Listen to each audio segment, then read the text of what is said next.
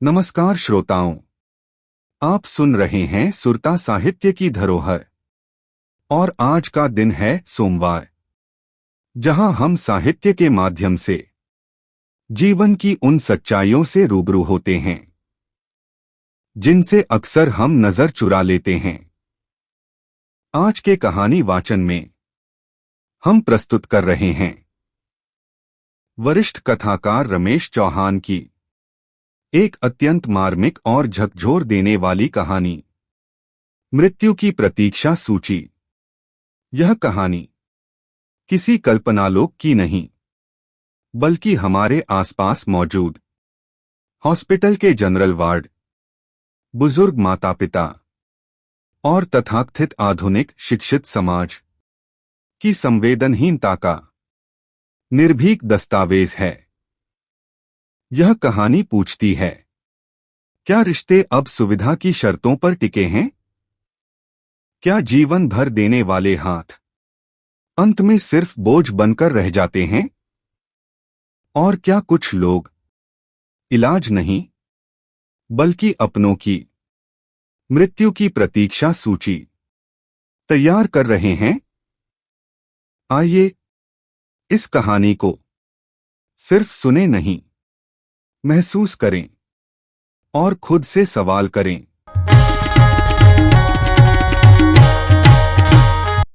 छत्तीसगढ़ के राजधानी रायपुर का मेकाहारा हॉस्पिटल निर्धन और मध्यम वर्गीय परिवार के लिए जीवन रेखा है। यहां समूचे छत्तीसगढ़ के अतिरिक्त उड़ीसा जैसे राज्यों के लोग भी इलाज कराने आते हैं। सुख दुख, स्वास्थ्य में उतार चढ़ाव जीवन का अनिवार्य क्रम है। मुझे अपने बेटे को लेकर मेकाहारा जाना पड़ा। उसके जोड़ों में असहनीय दर्द था।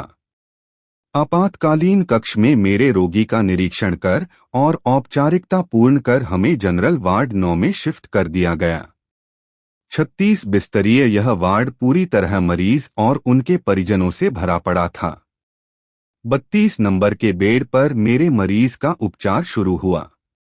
3 दिन के उपचार के पश्चात मेरे बेटे ने राहत महसूस किया। इसी दिन शाम को हमारे बेड से लगे बेड नंबर 33 पर एक वृद्ध, जिनकी आयु लगभग 65 वर्ष रहा होगा, को शिफ्ट किया गया। कुछ घंटे पश्चात मैंने देखा वह वृद्ध पुरुष असहाय अवस्था में था। उसके बगल में एक टिप टॉप दिखने वाली अधेड़ उम्र की महिला खड़ी थी। ऊंचे हिल का सैंडल, बदन से चिपका हुआ सलवार और कुर्ता, चेहरे पर मेकअप के चिन्ह साफ दिख रहे थे। दिखने से वह तथाकथित आधुनिक सभ्य महिला थी। वह बार बार बूढ़े व्यक्ति पर रह रहकर चिल्ला रही थी, हाथ सीधा करो, हाथ सीधा करो। दरअसल उनके हाथ के कोहनी के पास केनुला लगा हुआ था ड्रिप देने के लिए। उसे आशंका थी उसके हाथ मोड़ने से ड्रिप जाना बाधित हो सकता है। वह महिला मरीज के हाथ को पकड़कर स्वयं सीधा करने के बजाय उसे स्पर्श करने से लगातार बच रही थी। वह महिला एक हाथ में रुमाल से नाक ढक रही थी, दूसरे हाथ में एक छोटा हैंड बैग लगातार लटकाई हुई थी। बहुत देर तक मैं देखता सुनता रहा। आखिरकार मुझसे नहीं रहा गया तो मैं उस महिला से मुखातिब होते हुए कहा, मरीज पर यूं नहीं झल्लाना चाहिए। वह कुछ शांत हुई। मैंने देखा का बूढ़ा बार बार उठने का प्रयास कर रहा था और वह महिला उसे झिड़क देती। मैंने उस बूढ़े से पूछा, क्यों बार बार उठना चाहते हो? उसने कुछ तुतलाते हुआ कहा, पेशाब जाना है। महिला ने कहा, डायपर लगा है यही प्रमोद। यह आपके कौन लगते हैं? मैंने उनसे पूछा। उसने दबे आवाज में कहा, पति है मेरे। मुझे न जाने ऐसा लगा कि वह महिला उसे पति कहते हुए अपने आप में शर्मिंदा महसूस कर रही थी। यह जवाब मुझे सोचने पर मजबूर कर रहा था, यह कैसे पति पत्नी का संबंध है? ताउम्र साथ जीने मरने की कस्में खाने वालों में ऐसा यह अजीब प्राणी। मैंने कहा, बुजुर्ग लोग डायपर में पेशाब करने में शर्माते हैं। चलो इसे टॉयलेट ले चलते हैं, मैं आपकी मदद करूंगा। ऐसा कहकर मैं उसे बिस्तर से खड़ा करने का प्रयास किया। उसकी पत्नी ने कहा, इसे लकवा है, चल नहीं पाएंगे। मैंने कहा, सहारा देने पर? उसने कहा, धीरे धीरे चल लेंगे। मैंने कहा, मैं इसे उठाता हूँ, आप इसके बाह संभाले रखना। मैंने झट से उस बूढ़े व्यक्ति को बिस्तर से नीचे खड़ा कर दिया। अब उनकी विवशता थी, उसे संभालने के लिए उसके बाह पकड़े। अभी एक ही कदम वह चला होगा, उस महिला ने पास में खड़े एक युवक से अपने पति को संभालने के लिए कहकर अपना हाथ अपने पति से अलग कर लिया। मैंने अकेले उस बूढ़े को संभाले रखा, न उस युवक ने हाथ लगाया न वह महिला ने।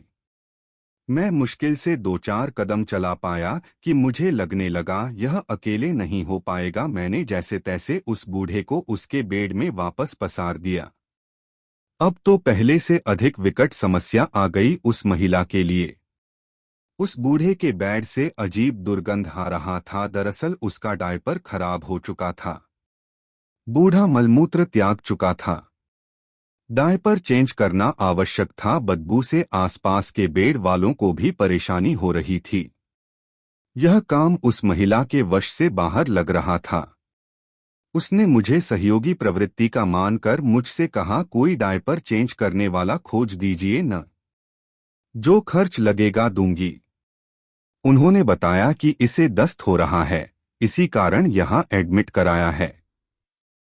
मैंने एक वार्ड बॉय से बात किया। उसने बताया कि एक बंदा है, वह कर देगा, लेकिन 1-2 घंटे तक कोई व्यवस्था नहीं हो पाया। मैंने उससे कहा, अपने बेटे को बुलवा लो, मदद करेगा। उसने कहा वह यह नहीं कर सकता। मैंने कहा, मैं बेड के पास कार्टर स्ट्रेचर ला देता हूं और आपके पति को उठाने डायपर चेंज करने में मदद कर दूंगा, लेकिन चेंज तो आपको ही करना होगा। वह कुछ गंभीर होकर कहा, चलो करते हैं। वार्ड के कॉर्नर में पड़े कार्टर स्ट्रेचर को मैं सरकाते हुए उसके बेड तक लेकर आया। उसके बेड को कवर किया, बूढ़े के चड्डे के नाड़े खींचकर नीचे किया। वह महिला डायपर खोलने लगी। मैंने उसके भाव भंगिमा के अध्ययन से पाया वह बड़ी मुश्किल से यह कर पा रही थी। उसके आधे से ज्यादा काम को तो मैं ही पूरा किया। जैसे तैसे उस बुजुर्ग का डायपर चेंज करने में हम सफल रहे। डायपर चेंज करने के बाद वह महिला वार्ड से गायब हो गई, पता नहीं कहाँ और क्यों। इस बीच वह बूढ़ा मरीज असहाय अवस्था में पड़ा रहा। वह बार बार बिस्तर से उतरने का प्रयास करता। उसका बेड से नीचे पैर रखने का अर्थ था एक दुर्घटना को निमंत्रण देना। मैंने उसे 3-4 बार गिरने से बचाया।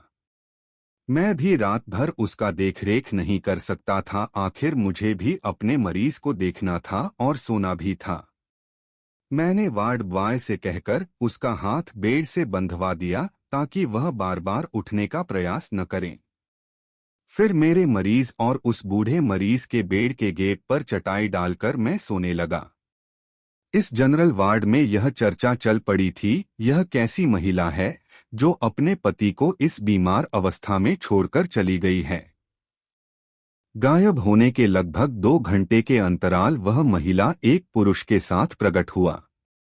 मुझे नींद लगने ही वाली थी। मैंने देखा 45 से 50 वर्षीय वह पुरुष, जो तथाकथित आधुनिक समाज के सभ्य, हाई एजुकेटेड, धनी लग रहा था, बूढ़े के हाथ को बंधा देखकर बहुत खुश हुआ। शायद उनके मन में बूढ़े की गिरने की आशंका रही हो या और कुछ कारण, लेकिन वह खुश बहुत था। उसने कहा, अच्छा किया इसके हाथ बंधवा दिया गया। मैंने उस महिला से सोते सोते पूछा, क्या यह आपका बेटा है? उसने प्रश्न को बीच में ही छोड़ते हुए उत्तर दिया, नहीं, जान पहचान का पड़ोसी है। मैंने ठीक है कहकर सोने लगा। वार्ड में दाखिल सभी मरीज के अटेंडर, परिजन, महिला पुरुष 2 बिस्तरों के खाली जगह में जमीन पर चटाई डालकर पसर रहे थे। ये दोनों बूढ़े के बिस्तर के पास किंतु कुछ दूरी बनाकर अटेंडर स्टूल पर बैठे थे। मैंने सोते सोते देखा जो महिला अपने पति को छूने से हिचकिचा रही थी, जो उससे दूरी बना रही थी, जो अपने पति से प्रेम से बोलना तो छोड़िए सीधे मुंह बात तक नहीं कर रही थी, वही महिला उस पड़ोसी के चेयर से अपना चेयर सटाते हुए बैठ बड़े ही लाड़ से गप्पे लड़ा रही थी। मैंने नींद के आवेश में जाने से पहले देखा वह पड़ोसी अटेंडरों के स्टूल चेयर इकट्ठा कर परस्पर सटाकर उस महिला के सोने के लिए जुगाड़ से पलंग तैयार कर दिया। वह महिला उसमें पसर गई। जुगाड़ कुछ कम था पैर पसारने को। उस महिला के उस पड़ोसी ने उससे कहा, वह अपना पैर उनके गोदी में रखे। वह महिला बड़े आराम से अपने दोनों पैर उनके जांघों पर फैला ली। फिर क्या हुआ मुझे नहीं पता, क्योंकि मैं नींद में समा गया था। सुबह उठा, अपने मरीज के देखरेख से फुर्सत होने पर पुनः उस महिला और उसके पड़ोसी से मुखातिब हुआ। आपसी बातचीत होना स्वाभाविक था, क्योंकि मेरे मरीज और उनके मरीज के बिस्तर एक दूसरे के अनुक्रम में थे। चर्चा के दौरान उस महिला ने बताया, उसका पति कृषि विभाग के बड़े ओहदे से सेवानिवृत्त हुए हैं, अब हम इनके पेंशन पर है। उनके परिवार के संबंध में पूछने पर पता चला उनके एक बेटी और दो बेटे हैं। बेटी यहीं रायपुर में ब्याही है। कल अपने पापा को देखने आई थी, इस वजह से उनका आज तबीयत खराब हो गया है। बड़ा बेटा और बहू दोनों भोपाल में सरकारी नौकरी में हैं। छोटा बेटा एमबीए की परीक्षा दे रहा है। इस बीच डॉक्टरों का दल मरीजों के निरीक्षण के लिए आ पहुंचा। उनके मरीज के निरीक्षण के पश्चात डॉक्टरों ने 5 प्रकार के जांच कराने का काम उन्हें सौंपा। जांच कराने के लिए मरीज को स्ट्रेचर या व्हील चेयर की सहायता से एक कमरे से दूसरे कमरे ले जाना ही होता है, और यह कार्य मरीज के परिजन अटेंडर ही करते हैं। केवल जो मरीज ऑक्सीजन पर होते हैं उन्हें ही वार्ड बॉय अटेंड करते हैं। अब इस काम के लिए भी उस महिला को सहयोगी चाहिए, जिसका मिलना असंभव नहीं तो कठिन जरूर था। मैंने उस महिला से कहा, उसे बंदे को पकड़ ले जो रात को आपको सहयोग किया था। उसने कहा, वह पैसा बहुत मांगता है, अभी तक 2 बार डायपर चेंज करने और इसकी सफाई करने के लिए 800 रुपए दे चूंकि इससे तो प्रतिदिन 1000 रुपए पड़ेगा, यह काफी महंगा है। इस बीच उस महिला और उसके पड़ोसी के बीच कानाफूसी हुई। दोनों ने कुछ तय करने के बाद महिला ने डॉक्टर से कहा, मैं अकेली हूँ, यह सारा काम मैं नहीं कर सकती। बड़ा बेटा भोपाल में रहते हैं, वह वहीं बुला रहे हैं। डॉक्टर ने कहा, मरीज का इलाज कराना जरूरी है, आप क्या चाहती हैं? छुट्टी, महिला ने कहा। डॉक्टर ने महिला के रिस्क पर मरीज को छोड़ने राजी हो गए। इस बीच वह पड़ोसी मुझसे बातचीत करते हुए बताया कि इसका बड़ा बेटा और बहू दोनों भोपाल में नौकरी कर रहे हैं। वे तो नौकरी छोड़कर आ नहीं सकते, बेटी को हॉस्पिटल सूट नहीं करता। छोटा बेटा एमबीए की परीक्षा दे रहा है, वह परीक्षा की तैयारी करे या अस्पताल में ड्यूटी। रही मेरी बात तो मैं ठहरा पड़ोसी और पेशे से वकील, मैं तो समय दे ही नहीं सकता, और यह अकेली महिला क्या कर लेगी। इस बीच उस महिला का छोटा बेटा जो एमबीए का परीक्षा दे रहा था वह भी प्रकट हुआ। दिखने में वह सीधा साधा और सभ्य लग रहा था। मुझे उम्मीद बंधी शायद यह बेटा अपना फर्ज निभाएगा, लेकिन यह क्या, वह लड़का अपने बाप के अस्पताल से असामान्य छुट्टी लेने के कागजात पर हस्ताक्षर किए और चलते बने। मैं 2 दिन से अनुभव कर रहा था, न महिला न उसका पड़ोसी न ही उसका बेटा, किसी ने भी उस बूढ़े से न कोई बातचीत किया न कुछ पूछा। मैं अपने अंदर चिंतन मनन कर रहा था, शायद यह बूढ़ा अपने कमाई का अधिकांश भाग अपने बच्चों के परवरिश में खर्च किया होगा, तभी तो बेटा सरकारी नौकरी पर है, बहू भी, और छोटा बेटा एमबीए कर रहा है। यह भी तो पैसे का ही खेल है। उसकी पत्नी स्वीकार कर चुकी थी, अब उनका खर्च भी इस बूढ़े के पेंशन पर ही चल रहा है।